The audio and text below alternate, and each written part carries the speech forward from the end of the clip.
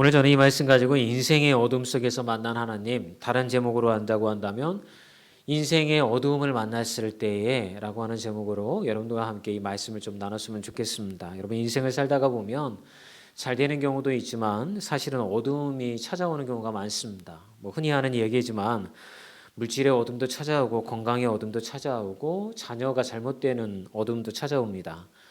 그리고 살다가 보면 내가 정말 신뢰하고 믿었던 사람이 나를 배신하고 피해를 입히는 그런 배신도 경험하게 되어지죠.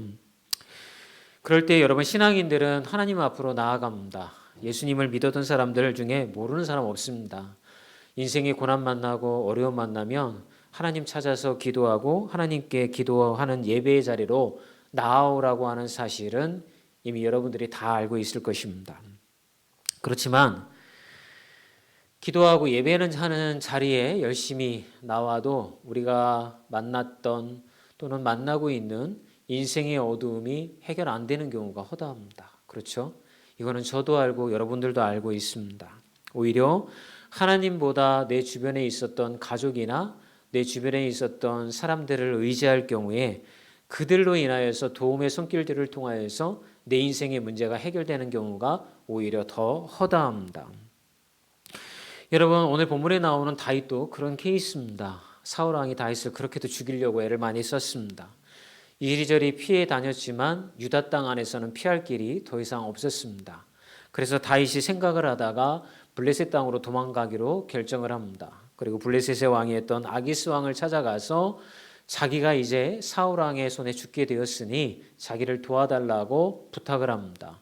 그러면서 이야기하기를 제가 머물 성 하나를 주시면 저와 함께한 600명의 이 군사들과 함께 그 땅에서 당신을 섬기면서 잘 있겠다라고 얘기를 합니다. 어찌됐는지 블레셋 왕이었던 아기스 왕이 그 요청을 들어줍니다. 그리고 시글랏이라고 하는 성을 하사하죠. 아마 다윗의 인생 가운데 이 시글랏에 머물렀던 기간이 가장 평온했던 아마 시간이었을 것입니다. 유다 땅을 침공하러 갑니다. 이렇게 하고서는 다른 데 가가지고서 아말렉을 침공해서 그들의 마을을 초토화시키기도 하고 이렇게 여러 가지 계획을 있었긴 하였지만 어쨌든 다윗은 이 시글랏 땅에서 블레셋 우상을 섬기고 있는 블레셋 왕의 도움으로 가장 평온한 시기를 보내게 되어집니다. 다윗이 하나님을 믿는다고 아마 이스라엘 땅에서 계속 머물러 있었다고 한다면 그에게는 평온함이 없었을 것입니다.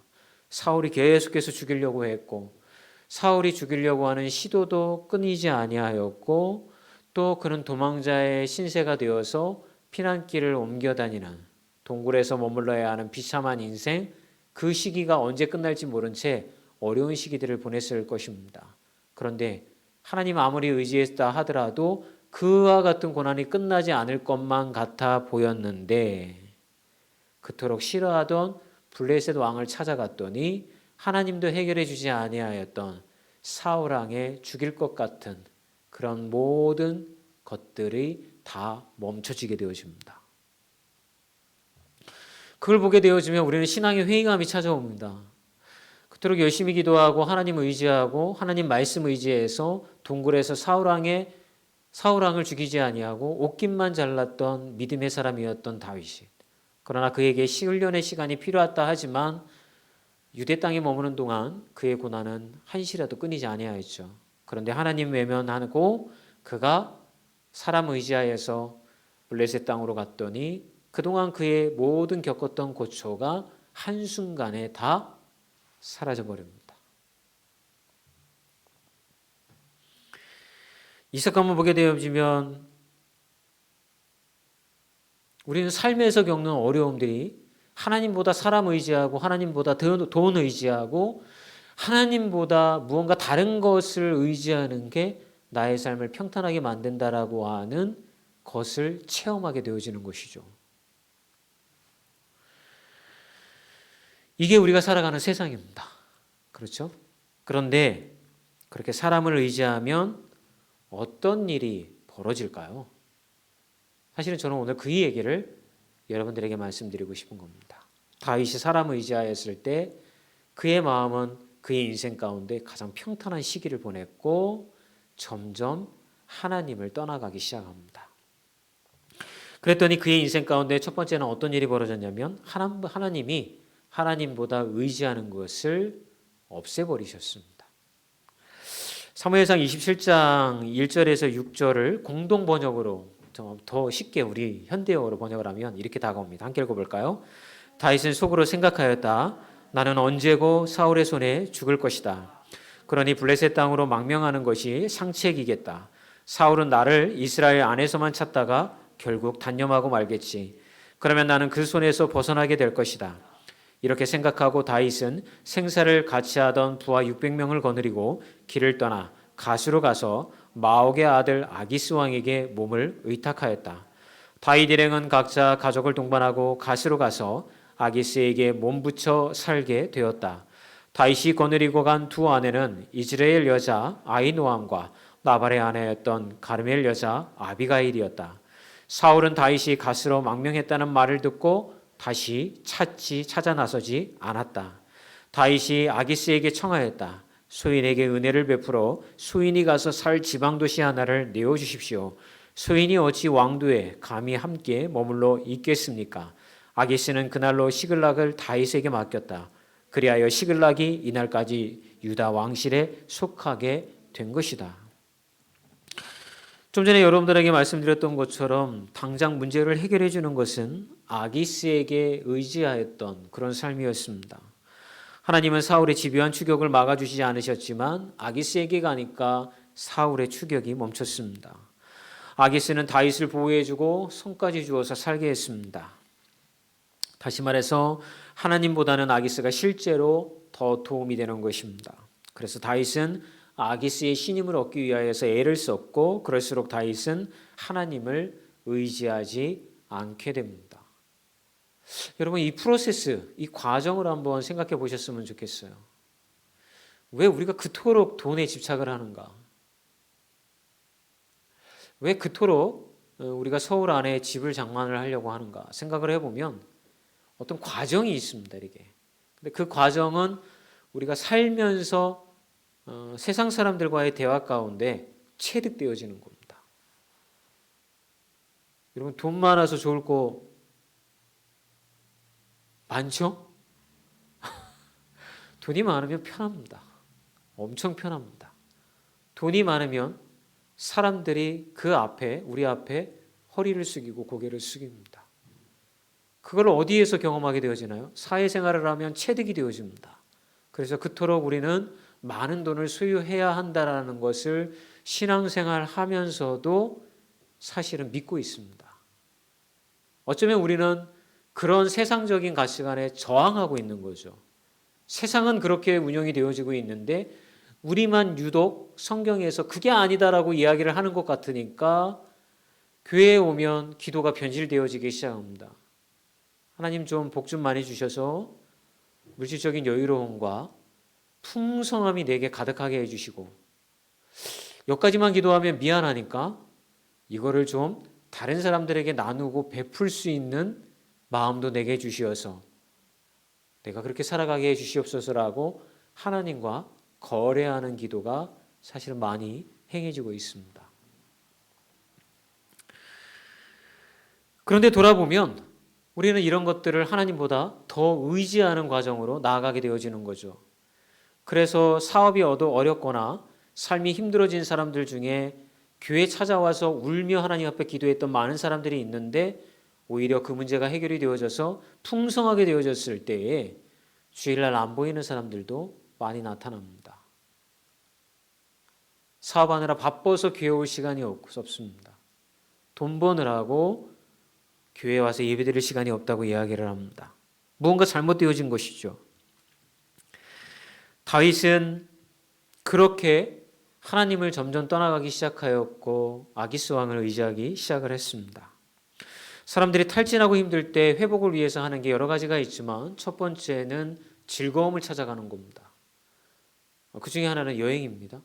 두 번째는 뭘까요? 퇴근하고 나서 사람들과 만나서 왁자지껄하게 맛있는 것도 먹고 술도 마시면서 이렇게 어떤 즐거움을 내가 찾아가는 것입니다. 물론 그런 것들을 통하여서 조금의 회복이 우리 안에 있기는 합니다. 부인할 수는 없습니다. 그런데 여행이 하나님보다 우선이 되어지거나 어떤 나의 회복과 그 즐거움, 고통을 잊기 위하여서 했던 것이 하나님을 예배하는 것보다 우선시 되어지면 여러분 하나님은 그 모든 것들을 빼앗아 버리십니다.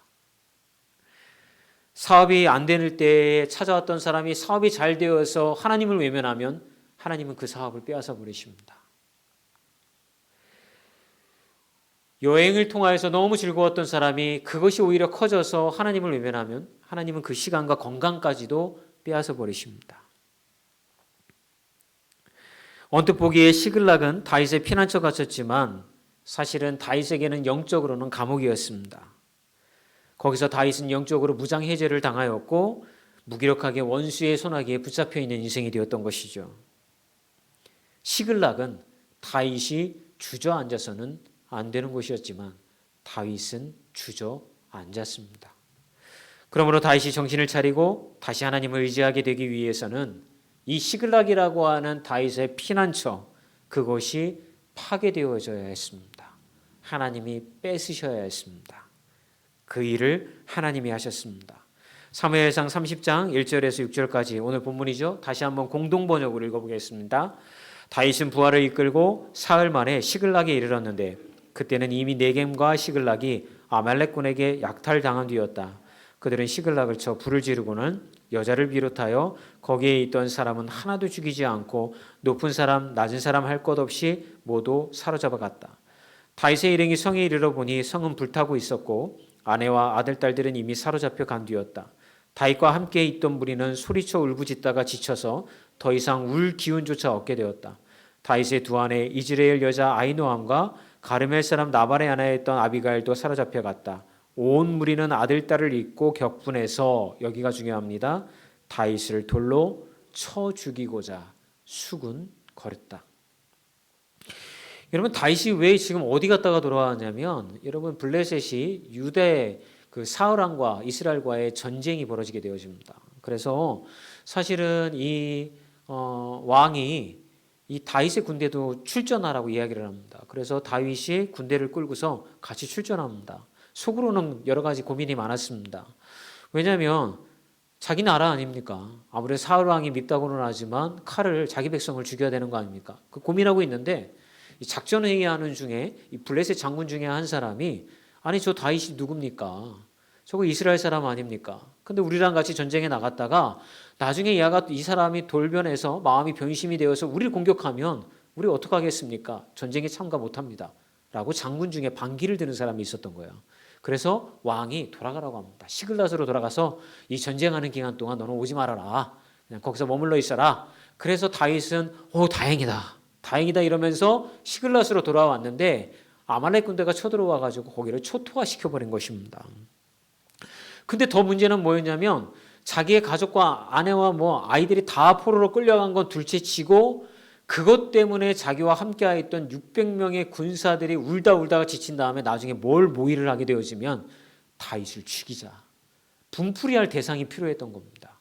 여러분 근데 다윗과 이 사람들의 관계는 어떤 관계였어요? 생사고락을 같이 했던 전우였어요. 그런데 이 어두움이 찾아오고 고난이 찾아오니까 이 600명의 사람들이 무슨 생각을 하냐면 이렇게 만든 건 다윗이라는 거예요. 여기까지 우리를 끌고 와서 이 고난당하게 만든 게 다윗이라는 거예요. 다윗을 돌로 쳐 죽여야 그렇게 해서라도 우리의 분을 풀자는 거예요. 여러분 다윗이 어떻게 해야 되나요? 죽으라고 이 사람들과 함께하면서 정말 나와는 영적인 공동체라고 생각을 하고 나와 함께하는 사람들이라고 생각하는데 이렇게 돌변할 줄은 몰랐죠. 그래서 성경은 이 상황을 어떻게 표현하고 있냐면 다윗이 크게 다급하였다라고 그렇게 기록을 합니다. 그런데 여러분 이 일을 하나님이 하셨다라고밖에 우리가 해석할 수밖에 없는 거 뭐냐면 오늘 본문의 30장의 2절의 말씀입니다. 왜 그러냐면 거기에 있는 젊거나 늙은 여인들은 한 사람도 죽이지 아니하고 다 사로잡아 끌고 자기 길을 걷더라. 이 사건이 왜 중요하냐면 여러분들이 6절 이하의 말씀을 쭉 보면 다윗이 이제 군대를 이끌고 이 아말렉 군대를 쫓아갑니다. 가족을 찾기 위해서 가다가 버려진 환자 하나를 만나게 됩니다. 그런데 이게 누구였냐면 아말렉의 노예로 붙잡혀서 시종 들던 사람이 병들으니까 아말렉 군대 중에 주인 하나가 얘를 버려버립니다. 그 애를 만나가지고 먹을 것도 주고 이렇게 하니까 정보를 술술술 푸는데 다 데리고 어디로 갔다. 이런 얘기를 하고 있는 겁니다. 근데 이제 아말렉 이 군대의 특성이 뭡니까? 병들으면 사람을 버리는 거예요. 그런데 이 지금 시글랏에서 다윗의 가족을 끌고 갈 때에 그 백성들을 끌고 갈 때에 노인과 여자와 아이들을 다 끌고 왔다고 그래요. 노인 여자들은 여러분 필요가 없습니다. 건강하고 여러분 아기 잘 낳을 수 있는 그런 젊은 여자들을 끌고 가는 게 돈 되는 겁니다. 애들도 노예로 팔 수 있습니다. 그런데 늙은 여인들까지 다 끌고 갔어요. 그런데 한 사람도 죽이지 아니하였다는 거예요. 그러면서 여러분 이것을 어떻게 우리가 바라봐야 되냐면 하나님이 하시지 아니하였다고 한다면 이렇게 손끝 하나 건드리지 않는 사건이 벌어질 수 없다라고 하는 거예요. 여러분 우리는 이 사건을 저는 이렇게 보기를 원합니다. 하나님께서는 자꾸 시글랏에서 안주하는 이 다윗 이스라엘의 왕으로서 그가 성장해 가서 하나님의 일을 감당을 해야 되는 사람인데 다윗은 자기가 겪고 있는 고난의 문제가 해결이 되어지니까 너무 좋은 거예요. 편안한 거예요. 하나님께 열심히 예배하지 아니하여도 자기가 이때까지 겪었던 고난의 문제가 다 해결되어지니까 주님 여기가 좋사오니 그냥 이 땅에 머물렀으면 좋겠습니다라고 여러분 블레셋의 왕의 아기스 왕의 비위를 살살 맞추면서 그 눈에 아첨하면서 살면 그의 인생은 평탄대로를 겪을 수밖에 없는 평안함이 있다라고 하는 거죠. 하나님은 이걸 두고 보실 수가 없었던 거예요. 그러면 제일 그 자리를 떠나게 만들 수 있는 효과적인 방법은 뭐예요? 그의 안식처를 파괴시켜버리는 거예요. 그리고 그를 고난 가운데 당금질하는 거예요. 자, 다윗은 이 급박한 위기를 어떻게 이겨냈을까요? 그는 다시 하나님 앞으로 나아갑니다. 30장 사무엘상 30장 7절과 8절의 말씀을 함께 읽어보겠습니다. 다윗은 아히멜렉의 아들 에비아달 사제에게 부탁하여 에봇을 모셔오게 하였다. 에비아달이 에봇을 다윗에게 모셔오자 다윗이 야훼께 여쭈었다. 이 강도떼를 쫓아가면 따라잡을 수 있겠습니까? 야훼께서 쫓아가거라 따라잡을 뿐만 아니라 모든 것을 도로 찾을 수 있다 대답하시자. 여러분 오늘 이 말씀을 듣게 되어지면 자신의 부하들이 자기를 돌로 치려 하고 절대 어떤 자기가 안식처가 다 파괴되어지고 이런 상황 가운데에서 다윗이 할 수 있는 거, 기댈 수 있는 건 아무것도 없었어요. 이미 아기스 왕은 군대를 끌고 사울 왕과의 전쟁터로 출정하였고 거기를 기댈 수도 없죠. 자기의 군대를 끌고 가서 그 아말렉과의 싸운다고 하더라도 자기들의 가족들이 살아 돌아올 것이라고 하는 확신이 그에게는 없는 거죠. 더군다나 부하들이 자기들을 돌로 치려고 하는 상황. 그때 이 다윗이 선택할 수 있는 게 뭐가 있었겠어요? 그거는 하나님 앞에서 굉장한 고백을 하게 되어지죠. 이제 에봇을 가져오라고 얘기합니다. 그리고 에봇을 가져오라고 하는 건 뭐예요? 하나님 앞에 에봇은 제사장이 입는 옷이에요. 하나님 앞에 예배를 올려드릴 때 제사장이 입던 옷이죠. 그거를 가져오게 한 후에 하나님께 예배를 나아갔던 것이죠. 사랑하는 여러분, 다윗의 전과 후를 비교해 보셨으면 좋겠어요. 그의 인생 가운데 가장 걱정과 근심이었던 사울 왕의 추격이 멈췄을 때 다윗은 하나님과 멀어지기 시작을 합니다. 하나님도 멈추시지 못하였던 사울의 추격을 아기스 왕이 멈춰주자 그의 마음은 하나님을 떠나기 시작을 합니다. 하나님은 보고만 있지 않으시고 그의 안식처를 무너뜨리고 그가 피할 수 없도록 고난 가운데 그를 담가 놓으시니까 하나님을 찾는 다윗의 모습이 나타나기 시작을 합니다. 여러분, 우리가 인생을 살아가면서 하나님을 의지하지 아니하고 우리가 의지할 수 있는 것을 계속 찾아가잖아요. 내버려 두시죠, 하나님은. 그러다가 어느 한순간에 그 손을 넣어버리면 하나님은 그거를 무너뜨려 버리시는 거예요. 여기서 더 나아가면 너는 안 되겠구나. 나를 영영이 떠날지도 모르겠구나. 그렇게 보이시면 하나님은 무너뜨려 버리시는 거예요. 다급한 순간에 하나님 여호와를 힘입고 용기를 내어서 예배를 드리니까 여러분 정말 오랜만에 하나님 앞에 벌거벗은 모습 그대로 주님 살려주십시오, 나를 도와주십시오 라고 하는 다윗의 모습이 그대로 드러나게 되어집니다. 그동안 아기스의 수하로 들어가서 아기스 보호받으면서 사는 동안 하나님을 의지했다라고 하는 기록이 성경에 기록되어 있지 않습니다. 그는 하나님과 점점 멀어져 갔습니다. 그렇게 하다 보니까 기도도 안 되죠. 하나님 앞에 드리는 찬송도 나오지 않습니다. 여러분 우리도 그렇지 않던가요? 하나님을 의지하지 아니하고 내 마음에 다른 것을 의지하면 기도의 자리에 나와도 기도가 안 돼요. 찬양의 자리에 나와도 찬양이 나오지를 않아요. 마치 아담과 하와가 타락하고 죄를 짓고 난 이후에 하나님이 아담아 아담아 네가 어디 있느냐라고 불렀을 때 아담이 하나님을 피하고 숨었던 것처럼 우리도 하나님을 점점 죄 가운데 있으면 피하게 되어진다라고 하는 것이죠. 다윗은 어떤 말로 부하들을 달랠 수 있었을까요? 아마 어떤 말로도 부하들의 분노를 잠재울 수 없었을 것입니다.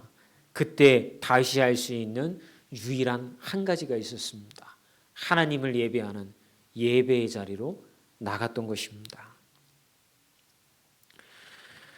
하나님은 이렇게 다윗을 다시 불러드립니다.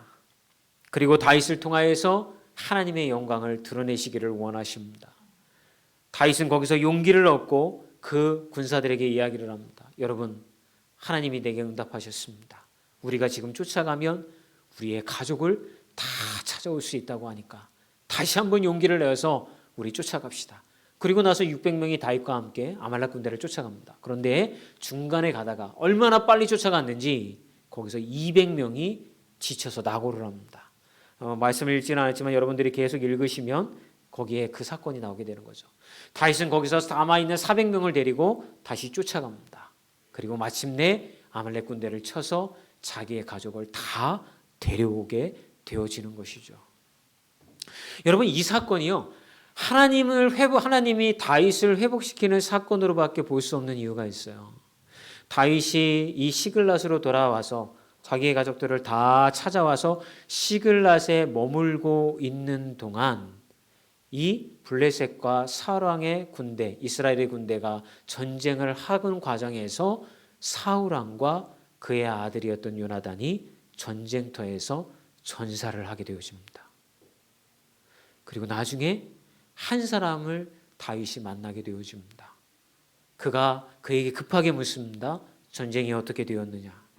그랬더니 사울왕과 요나단이 죽는 모습을 내가 보았습니다 라는 이야기를 듣게 됩니다. 다윗은 너무나도 마음이 슬펐습니다. 요나단은 자기와 형제와도 같은 사람이었고 사울왕은 비록 자기를 죽이려고는 하였지만 사실은 장인어른이었던 적이 있지 않습니까? 자기와 같이 이스라엘의 왕으로 기름 부음을 받았던 사람이지 않습니까? 그런데 모든 것이 끝났습니다. 다윗은 주체할 수 없는 슬픔을 느끼죠. 어느덧 하나님과 예배의 자리가 회복되어졌기 때문에 다시 다윗은 하나님 앞에 기도하자 하나님이 이렇게 얘기하십니다. 아니 다윗이 먼저 하나님에게 묻습니다. 하나님, 제가 이스라엘 땅으로 돌아가려고 하는데 유다 땅으로 돌아가도 되겠습니까? 그랬더니 하나님이 헤브론으로 돌아가라고 그렇게 이야기를 하십니다. 이 말씀이요, 사무엘 상이 다 끝나고 사무엘 하 상단까지 1장으로까지 가면 그 기록이 그대로 기록이 되어져 있습니다. 제가 말씀을 묵상을 하다가 무릎을 탁 칠 수밖에 없었던 게 이런 거예요. 지금 하나님의 그림은 뭐예요? 이 블레셋과의 이스라엘과의 전쟁에서 사울왕이 죽을 수밖에 없다라는 것을 이미 하나님은 아셨을 거예요. 그러면 이스라엘을 다시 영적으로 회복시켜 줄 수 있는 이스라엘의 왕이 필요한데 다윗이 지금 시글랏에서 배 탁탁 들이면서 여기가 좋사오니 아이고 하나님은 없어도 그냥 잘 먹고 잘 살 수 있구나, 여기가 평안하구나, 사울왕도 없구나, 살살 비마시면서 살자, 이렇게 지금 완전히 나태해져서 영적으로 완전히 밑바닥에 있는 다윗이 눈에 보였던 것이죠.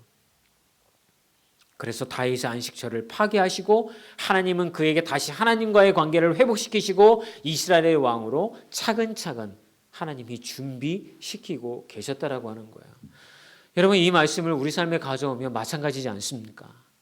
여러분들이 고난당하는 거 제일 바보 같은 게 뭐냐면 왜 하나님이 나를 고난 가운데 두셨을까? 라고 묵상하면서 주님 이 고난에서 빨리 나를 건져주세요 라고만 생각하시는데 마치 양날의 검처럼 그 고난에도 하나님이 뜻이 있다라고 하는 거예요. 그건 뭐예요? 하나님의 관계를, 하나님과 여러분의 관계를 깊은 사귐의 관계로 회복시켜 나가시기를 원하신다라고 하는 거야. 제가 이런 생각을 해봤어요. 하나님, 우리 교회가 이곳으로 이전해 왔습니다. 하나님, 부흥되기를 원합니다. 이 지역사회에서 잃어버린 영혼들을 되찾기를 원합니다. 그래서 제가 막 마음에 막 그런 서운함이 하나님 앞에 생겨서 하나님 앞에 기도해요. 하나님, 제가 부족합니까? 아니면 하나님, 제가 기도를 덜 해서 그렇습니까? 열심히 부족합니까? 아니면 말씀이 은혜롭지 않습니까? 하나님, 제게 부족한 게 무엇입니까? 뭐 이런 그런 마음들이 제 안에서 막 요동을 쳐요. 더군다나 주일날 예배 가운데 나와 있어야 하는 분들이 나와 있지 않으면 왜 안 나왔을까? 무슨 일이 있는 건 아닐까? 혹시 또 어떻게 되고 있는가? 안타깝다. 막 이런 마음이 또 한쪽에서 막 요동을 쳐요. 그러다가 기도의 시간에 제가 가만히 앉아서 이런 생각을 해봤어요. 제 마음 가운데 이런 요동을 치는 이유가 뭡니까, 하나님? 그때 하나님이 제게 이런 마음을 주십니다. 너는 나를 바라보고 있느냐? 하나님 바라보고 있죠. 근데 제가 뭔가 열심히 안 해서 교회 부흥이 안 되는 거예요. 이런 생각을 하면 아니 그게 아니야. 너는 내 안에 깊은 사귐의 장으로 들어와야 되는 거야. 무언가 너의 열심을 통하여서 만들어내려고 하지 말고 교회의 부흥과 성장도 또한 우리가 누가 영혼을 구원하고 인도해 오는 것도 내가 할 일이야. 네가 지금 애써야 되는 것은 나와의 깊은 사귐의 시간으로 들어가서 내가 너의 하나님이 되고 너는 나의 자녀가 되어서 그 안에서 네가 먼저 기쁨을 회복하는 거야. 근데 그 기쁨을 다 잃어버리고 너는 지금 어디에 눈을 돌리고 있니? 하나님 이거 하면 부흥할까요? 저거 하면 교회가 성장할까요? 너는 왜 다른 곳에 눈을 자꾸 맞추고 있느냐? 네 안의 기쁨은 그러니 사라지지 않지 않니? 모든 기쁨이 사라지고 불만과 무언가 막 그런 어떤 짜증과 이런 것들이 네 안에서 나타나지 않니? 하나님 맞아요. 너는 나와의 사귐의 장으로 다시 돌아와야 돼. 그런 어떤 하나님이 자꾸 그런 마음을 주시면서 거기에 생각이 이르니까 제 안에 기쁨이 생기는 거예요. 또한 우리 성도님들을 생각하면서 이런 마음이 드는 거예요. 여러분 목사님들이 하고 이야기를 나누면 이런 거예요. 교인들이 전도를 안 해. 어떻게 목사님 교회가 좀 성장하셨나요? 교인들이 전도를 안 해요. 그럼 목사님 나가서 전도하시면 되잖아요. 내가 나가서 전도한다고 전도가 되나? 여러분 우리는 그런 마음들을 다 가지고 있잖아요. 그런데 가만히 생각해 보면 어떤 생각이 듭니까? 저는 그 생각을 하면서 이런 생각이 들더라고요. 우리 교인들은 하나님과의 관계에서 그 기쁨을 다 가지고 계실까? 어쩌면 우리 교인들도 마음 가운데 왜 우리 교회는 부흥하지 않지? 성장하지 않지? 목사님이 열심히 없나? 뭔가 목사님이 열심히 뭐 해야 되는 거 아니야? 이런 생각을 가진 분도 계셨을 테고 또는 우리 성도들은 왜 열심히 없지? 왜 이렇게 그냥 자기네들만 교요 그냥 뭐 그런 게 없지? 혹시 타인을 상대가 우리 교인들을 어떤 마음 가운데 불편함을 가지고 바라보지는 않는데 그렇다고 한다면 우리는 먼저 회복되어질 게 있죠. 하나님 안에서 나의 기쁨이 회복되어져야 될 줄 믿습니다. 내 안의 기쁨이 회복되어지면 자연스럽게 마치 그 기쁨이 흘러넘치어서 내 주변을 적시게 되어지는 거예요. 그러면 내가 만나는 사람에게도 나는 친절해질 수 있는 것이고 직장에서도 그 사람을 섬길 수 있는 것이고 그 사람에게 용기를 줄 수 있는 말을 줄 수 있는 거죠. 그리스도인으로 살아간다라고 하는 것 내 안에 결국 기쁨이 회복되어지는 거더라고요. 그것을 통하여서 하나님이 일하시는 거예요. 그런데 그 통로는 누가 되어질까요? 우리가 되어지는 거죠. 기쁨도 잃어버리고 평안도 잃어버리고 은혜도 잃어버린 채 이거 해야지 저거 해야지 하나님과의 사귐의 모든 것을 다 잃어버리는 교회 봉사로 만약에 살아가고 계신다고 한다면 우리는 중요한 걸 잃어버리고 있는 거죠. 하나님과의 사귐, 하나님과의 대화.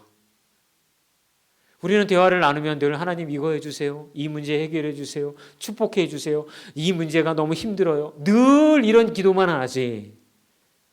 마치 누구와 대화하듯이 하나님과 대화하면서 하나님을 내 영혼의 안식처로 삼고 주님의 말에서 힘을 얻고 이런 대화는 깊은 대화로 나아가기는 어렵지 않습니까? 이제 오늘 다윗을 통하여서 하나님은 우리에게 이런 이야기를 해주십니다. 오히려 그 하나님과의 깊은 사귐의 부재로 인하여서